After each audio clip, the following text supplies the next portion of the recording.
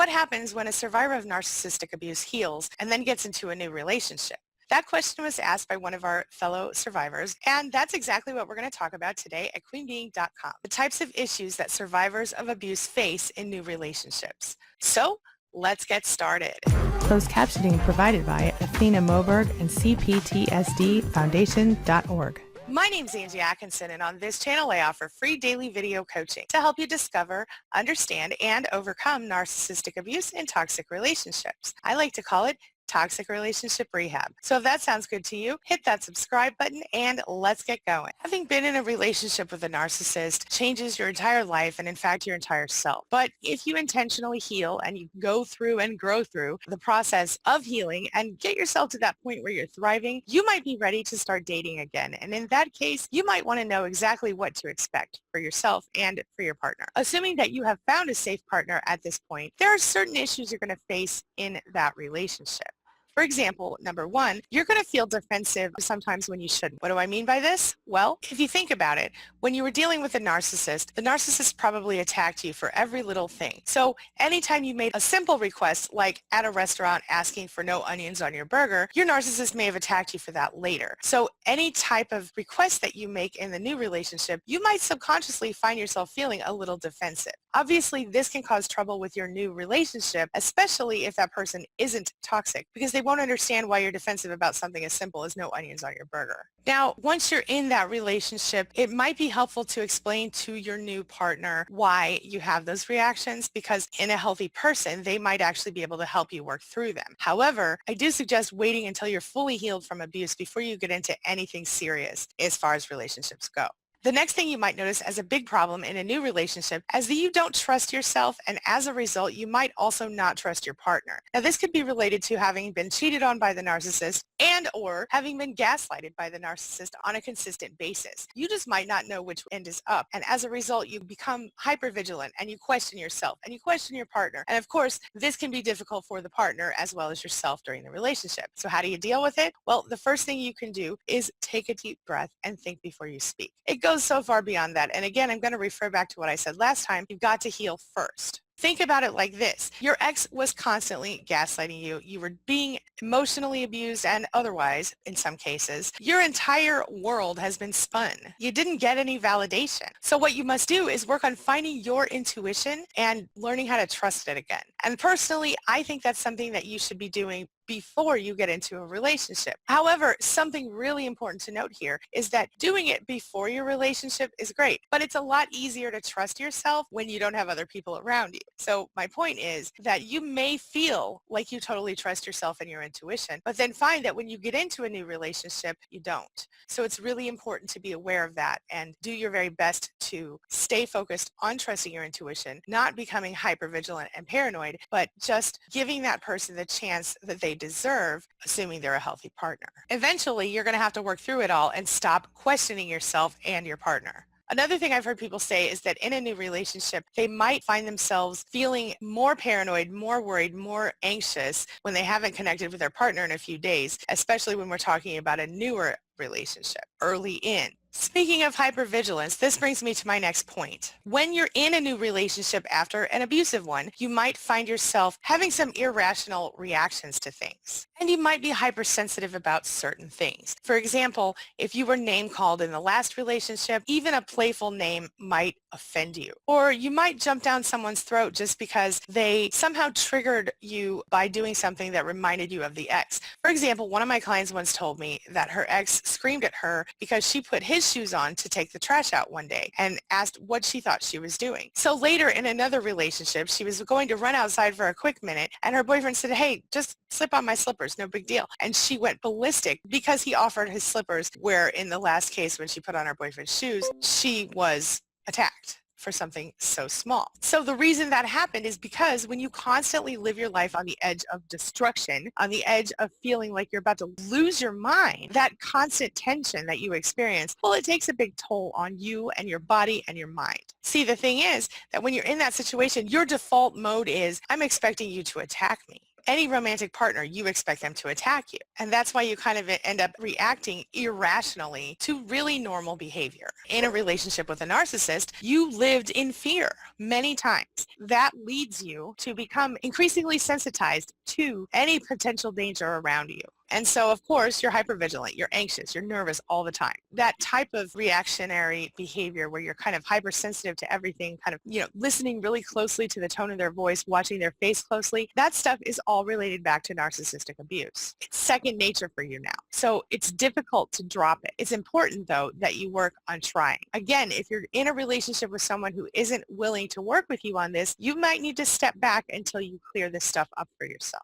Another issue for survivors of abuse in new relationships, insecurities. This is one that I can definitely relate to. In my first marriage, I was completely destroyed when it came to my self-esteem. I had none when I was done. I did everything I could to be good enough for this person, who it turns out wasn't good enough for me. But in the process of that, I found myself completely lost. I had no self-esteem. I had no ability to even consider myself remotely good enough for anyone or anything. So 4 years later, when I met my current husband, I found myself being very insecure in the relationship. I felt jealous. I felt hypersensitive, hypervigilant. It's exhausting. Thankfully, I'm past it, and it's such a beautiful thing to be past it and understand my value. But I want the same thing for you as well. And I got lucky in this case that my husband tolerated that until I got over it. He even tried to help me work through it. This might be because in some cases our exes said to us, you know what, you're not good enough for anyone. You should probably just not date anybody in the future, or not go out with people, or not be in relationships. Or maybe your ex said to you, you know what, you're incredibly damaged. I cannot do this anymore. Or you're just too broken to be in a relationship. They might comment throughout the entire relationship on all the things that are wrong with you. And what you might not know is that tearing down your self-worth, beating you up emotionally, making you feel like you're worthless, well, that's one of the ways they got you to stay around as long as you did. And so when you recognize that is a manipulation tactic, that is not who you are, that is not anything to do with you. Certainly they picked on insecurities that you had, that maybe you felt a little overweight, so they talked about how fat you were, or maybe you felt like you didn't have a good enough job, or you weren't good at something, and then they would always find that thing and pick on it, right? Well, their picking is exaggerated. They don't mean the things they're saying, but they say them because they want you to doubt yourself and be too scared to leave. In fact, some narcissists even say, you know what? Nobody will ever love you because you're worthless. Or no one but me would take you anyway. Something like that, because what it does is it makes you scared to leave. And combined with all the other crap that they're putting you through, this is pretty effective. But that's one of the hard parts about recovery, is that even when you're out of that relationship, their voice is still in the back of your head, driving you crazy, making you feel nuts. So we have to learn to silence those voices. One little quick exercise I will tell you about. Pattern interrupt is a great way to actually end those voices. And one thing I find kind of fun to do, a lot of my clients have enjoyed it, is imagine that person sitting in a chair in the back of your head. And imagine a little tiny version of yourself crawls up your neck, walks into your head, and pushes that person in that chair right out of your brain, out your nose. And then what I like to tell my clients is go blow your nose and throw that thing in the trash. Because that is kind of a way that you can visualize literally pushing that person out of your head. And of course, the other thing that works really well for me in this situation is to have an affirmation that I repeat to myself anytime I have a negative thought that most likely is a remnant of the voice of the narcissist in my life. My particular affirmation is, I now cancel that thought and replace it with this affirmation of my true divine desire. And then at that point, first of all, I've had to think of the sentence. Then I make a point of thinking of something that I'm grateful for, whether it's related to whatever I was thinking about or not. So if I was thinking to myself, oh my God, I'm too ugly to do this, I can either tell myself I'm pretty, or I can tell myself I'm really grateful that I have a beautiful home to live in and my children are healthy. Whatever. It doesn't matter. It doesn't have to be anything to do with a problem. It just has to be something more positive than what you were thinking before. So you have to understand that even when you are healed, when you're with a new partner, you might experience a lot of these things. You might find yourself, like I said, doubting yourself, having flashbacks or panic attacks, even developing compulsive behaviors like eating or gambling or drinking or whatever. This would be an effort to try to, of course, regulate your emotions. You might feel depressed, angry. Your communication might be more complicated with a new partner because despite the fact that they might reassure you over and over again, you might feel like you can't really accept the love because you don't really believe it. You might live with lingering doubts about their faithfulness, especially if you were cheated on. You might often assume that your partner's against you when they're not. You might find it really hard to address any conflict in the relationship and have a really hard time talking about it with your partner. You might find yourself withdrawing or just being distant from them because it's easier for you than to be close to them. Because with a narcissist, what did you have to do? You had to go gray rock. Well, in a healthy relationship, gray rock isn't good.